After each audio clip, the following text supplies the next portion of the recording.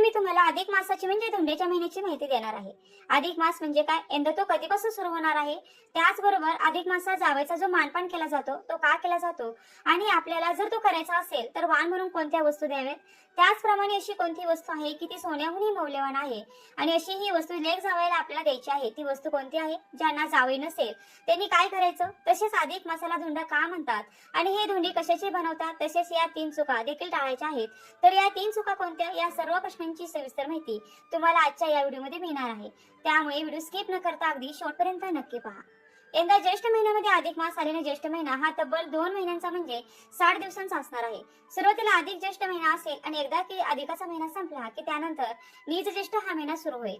तर मे आणि जून या महिन्यामध्ये अधिक मास असणार आहे. तर 17 मे 2026 वार रविवार ते 15 जून 2026 वार सोमवार या कालावधीमध्ये आपण अधिक मास हा पाळणार आहोत. सर्वप्रथम अधिक मास म्हणजे काय हे जाणून घेऊया. दर 3 वर्षांनी एकदा अधिक मास येतो, ज्याला धोंड्याचा महिना, मलमास किंवा पुरुषोत्तम मास अशा वेगवेगळ्या नावाने ओळखलं जातं. सूर्यवर्ष आणि चंद्रवर्ष यामध्ये जो फरक असतो तो भरून काढण्यासाठी साधारणतः 32 महिने 16 दिवसानंतर 1 महिना अधिक धरला जातो. हा महिना श्रीहरी विष्णूंच्या सेवेचा उत्तम महिना मानला जातो आणि म्हणून याला पुरुषोत्तम मास असं देखील म्हणतात. अधिक महिन्यात अनारसे, बत्तासे किंवा मैसूर पाक यासारख्या पदार्थांना खूप महत्त्व दिले जाते.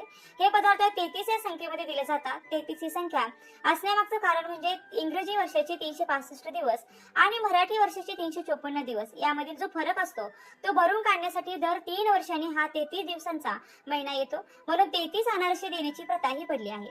त्याचबरोबर तांब्याचे भांडे किंवा निरांजन देऊन सुद्धा जावयाचा मानपान केला जातो.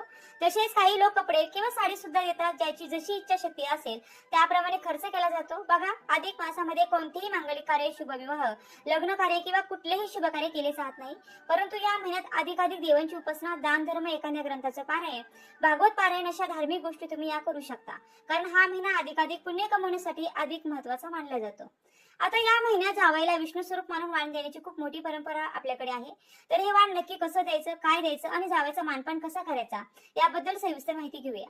तर या महिन्यात आपल्या लाडक्या जावयाला घरी बोलावून त्यांचा मानपान केला जातो. त्याचप्रमाणे जावयाला श्रीहरी विष्णूंचे रूप मानून त्यांना वाण देण्याची एक जुनी परंपरा आहे. पण आपण सोन्यापेक्षाही मौल्यवान वस्तू त्यांना वाण म्हणून देऊ शकतो, ज्यामुळे आपल्याला श्रीहरी विष्णूंचा आशीर्वाद प्राप्त होईल. त्याचप्रमाणे ज्याचे लग्न नवीन झाले आहे त्यांच्यासाठी पहिला धोंडा हा खूप महत्वाचा देखील असतो. पण लग्न होऊन कितीही वर्ष झाली असली तरी जावई लेकीला बोलावून त्यांचा मानपान करण्याची पद्धत आहे. जावयाला बघा, जुन्या परंपरेनुसार जावयाला सुगंधी उठणे व तेल लावून स्नान घालण्याची पद्धत आहे. जावयाच्या आवडीचा स्वयंपाक केला जातो. जेवताना जावयाच्या ताटाभोवती रांगोळी देखील काढली जाते. जेवण झाल्यावर जावयाला पाटावर बसवून त्यांचे पाय धुतले जातात. कपाळाला गंध अक्षदा लावून त्यांचे औक्षण केले जाते. काही ठिकाणी श्री पुरुषोत्तम प्रीत्यर्थ हे दान देत असल्याचा छोटासा संकल्प देखील केला जातो. तांब्याच्या ताटात 33 अनारसे ठेवून त्यावरती दिवा लावून ते ताट जावयाला दिले जाते. यावेळी जावयाने तो दिवा शांत होईपर्यंत तिथेच बसणे अपेक्षित असते. यानंतर जावयाने सासू सासऱ्यांच्या पाया पडून आशीर्वाद घ्यावा आणि सासऱ्यांनी जावयाला दक्षिणा देखील द्यावी. एक गोष्ट लक्षात ठेवा की आपल्या जावयाने लेकीला जेवायला बोलवणार, पण त्याचबरोबर तिचे सासू सासरे, जाऊ-दीर यांना देखील आवश्यक बोलवावे. तिची नणद असेल तिला देखील बोलवा, कारण आपल्या जावयाचं व लेकीचं कौतुक बघायला ही सगळी मंडळी असेल तर केव्हाही चांगलं. त्याचप्रमाणे आपल्या घरचे मंडळीही बोलवावी तरी सुद्धा आणखी उत्तम. आणि मग यावेळेस स्वयंपाक काय करायचा, तर आपण नेहमीचा स्वयंपाक जो काही गोडाधोडाचा करतो, अगदी पुरणपोळीचा देखील स्वयंपाक तुम्ही करू शकता. मात्र यामध्ये आपल्याला धोंडे अवश्य करायचे आहे, म्हणून हा महिना धोंडे मास म्हणून देखील ओळखला जातो. आता धोंडे कसे बनवायचे, किती बनवायचे हे पाहूया. बघा, धोंडे हे आपल्या घरातील जेवणासाठी जेवढे व्यक्ती आहे त्यानुसार तेवढे आपण 2-3 जास्त असे धोंडे बनवू शकतो. आता हे धोंडे कसे बनवले जातात, बघा, हे धोंडे गव्हाच्या पिठाचे बनवले जातात आणि त्यात पुरण भरले जाते. काही ठिकाणी गमतीने त्या धोंड्यामध्ये पुरणाबरोबर मिरची, नाणे, खडे मीठ, सुपारी किंवा चक्क धोंडा म्हणजे दगड देखील लपवला जातो. आणि हे धोंडे म्हणजे लिंबा एवढे गोळे केले जातात, तळून किंवा उकडून, आणि नंतर जेवणाच्या ताटात हे धोंडे वाढले जातात. जेवणाचा ताट वाढताना त्याच्या भोवती छान अशी रांगोळी देखील काढली जाते. त्यानंतर जावयाला जेवण झाल्यानंतर वाण देखील दिला जातो. आता वाण काय द्यायचा, अधिक मासात 33 या संख्येला खूप महत्व आहे आणि म्हणून आपण 33 अनारसे वाण म्हणून देतो. शास्त्र असं सांगतं की अनारसेला जेवढी चित्र असतात तेवढी वर्ष आपल्याला पुण्य मिळतं. जर काही कारणाने अनारसे शक्य नसतील तर तुम्ही 33 बत्तासे, 33 मैसूर पाक किंवा 33 फळं सुद्धा देऊ शकता. हे वाण देण्यासाठी तांब्याचं, चांदीचं किंवा काशाचं ताट वापरावं. जर नवीन ताट देणं शक्य नसेल तर साध्या ताटात वाण ठेवून म्हणजे 33 अनारसे किंवा 33 मैसूर पाक किंवा 33 फळे, बत्तासे ठेवून त्यावर एखादी चांदीची वस्तू, विडा, तसेच एक दिवा म्हणजे निरांजन व दक्षिणा ठेवावी. दक्षिणा म्हणजे काय, तर 11 रुपये, 21 रुपये, 51 रुपये, 101 रुपया अशी दक्षिणा यथाशक्ती ठेवावी. यासोबत जावयाला कपडे, घड्याळ किंवा सोने चांदीच्या वस्तू आपण आपल्या यथाशक्तीनुसार दिल्या जातात.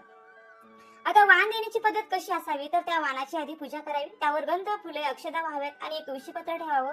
त्यानंतर निरंजनाने वाणाचं आणि जावयाचं औक्षण करावं, म्हणजे त्या ताटात चांदीचा एक दिवा तुपाचं निरंजन लावून तो जावयाला ओवाळून दान दिला जातो. म्हणजे हे निरंजन आणि हे ताट अनारशासह किंवा भत्ताचे असतील, मैसूर पाक किंवा कोणताही जाळीदार पदार्थ व त्याचबरोबर 5 फळे यासह जावयाला ही भेट म्हणून दिलं जातं. बघा, चांदीच्या दिव्याचं महत्व जास्त आहे, पण तुम्हाला शक्य नसेल तर तुम्ही तांब्या पितळाचं निरंजन घेऊ शकता. त्याचप्रमाणे आपण जावयाला शाल किंवा शर्ट पॅन्टचा जोडा द्यावा आणि मुलीची खरं नारायणी ओटी भरून तिलाही साडी द्यावी, ही देखील गोष्ट लक्षात ठेवा. बघा, वाण कितीही महागडे असले तरी त्यासोबत विडा म्हणजे 2 विड्याची पानं आणि सुपारी आणि त्यावर दक्षिणा ठेवल्याशिवाय ते दान पूर्ण मानलं जात नाही. त्याचबरोबर आई आपल्या मुलीला जावयासोबत चांदीची जोडवी देखील भेट म्हणून देत असते. तर आता काही जणांना असाही प्रश्न पडतो की जर आई नसेल जोडवी देण्यासाठी किंवा काही कारणास्तव जर आईला शक्य होत नसेल चांदीची जोडवी देणं, तर त्या मुलीने आपल्या सासरकडून म्हणजेच आपल्या पतीकडून किंवा आपल्या सासूकडून ही चांदीची जोडवी घेऊ शकते. असं काही नाही की आईनेच ही चांदीची जोडवी द्यावी. आई ही आपल्या मुलीच्या प्रेमापोटी आणि खुशीने आपल्या मुलीला ही चांदीची भेट वस्तू देत असते जावयासोबत. परंतु जरी आईने दिली नाही तरी मुलगी स्वतः ही चांदीची जोडवी देखील करू शकते.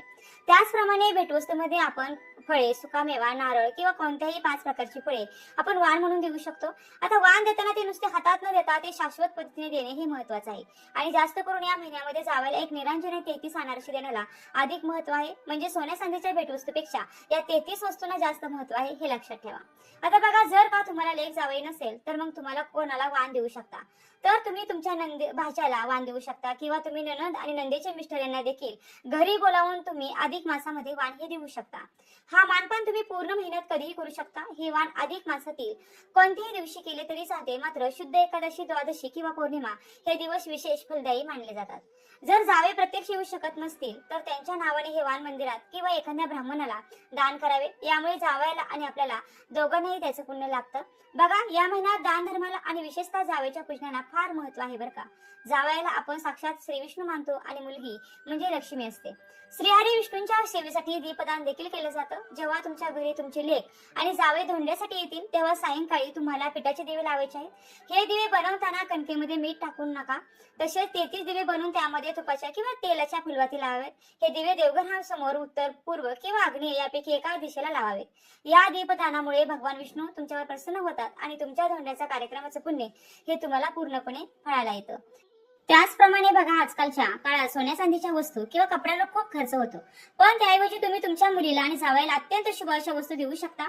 त्यापैकीच एक म्हणजे अन्नपूर्णा देवीची मूर्ती. लग्न जर दिली नसेल तर या अधिक मासात तुम्ही अन्नपूर्णा देवीची मूर्ती वाण म्हणून देऊ शकता. तुमच्या बजेटनुसार तुम्ही पितळ, तांबे किंवा इतर धातूंची मूर्ती देखील देऊ शकता. तसेच तुम्ही गायीची मूर्ती सुद्धा देऊ शकता, कारण गायीची सेवा करणे अत्यंत पुण्यकारक मानले जाते आणि या वस्तू दिल्याने जावयाचा मानही राखला जातो आणि घरामध्ये सुख समृद्धी देखील येते. बघा, जर तुम्हाला शक्य असेल तर जावयाला एखादी तुळशीची माळ किंवा तुळशीचं छोटंसं रोप भेट द्यावे, कारण भगवान विष्णूंना तुळशी अतिशय प्रिय आहे. तुम्ही जेव्हा हा कार्यक्रम कराल तेव्हा यातील काही गोष्टी पाळल्या तर तुमचा विधी हा केवळ एक कार्यक्रम न राहता एक भक्ती सोहळा होईल. आणि ते आपण थोडक्यात पुढील नियमांच्या आधारे जाणून घेऊया. ज्यावेळी तुम्ही 33 अनारसे देताना ते ताटात कसेही ठेवण्यापेक्षा त्याची 9-9च्या गटात किंवा त्रिकोणी स्वरूपात मांडणी करणे अतिशय श्रेयस्कर मानले जाते. बघा, 33 अनारशासोबत ताटात 5 प्रकारची फळं, उदाहरणार्थ केळी, सफरचंद, पेरू, डाळिंब आणि संत्री ठेवणे देखील शुभ मानले जातात. याला फळवाण असे देखील म्हणतात. पण केळी देणे हे अतिशय उत्तम आहे, कारण केळीचं झाड हे विष्णूंचं प्रतीक मानलं जातं. त्यामुळे 33 केळी देणे देखील खूप फलदायी ठरतं. जेवण झाल्यावर जावयाला तांबूल म्हणजे विडा देण्याची पद्धत आहे. यात 2 विड्याची पानं, सुपारी, कात आणि वेलची असावी. विडा देताना जावयाला तो उजव्या हाताने द्यावा आणि त्यावरती एखादे नाणे ठेवावे किंवा तुम्हाला ताटात वाणात देखील हा विडा ठेवता येऊ शकतो.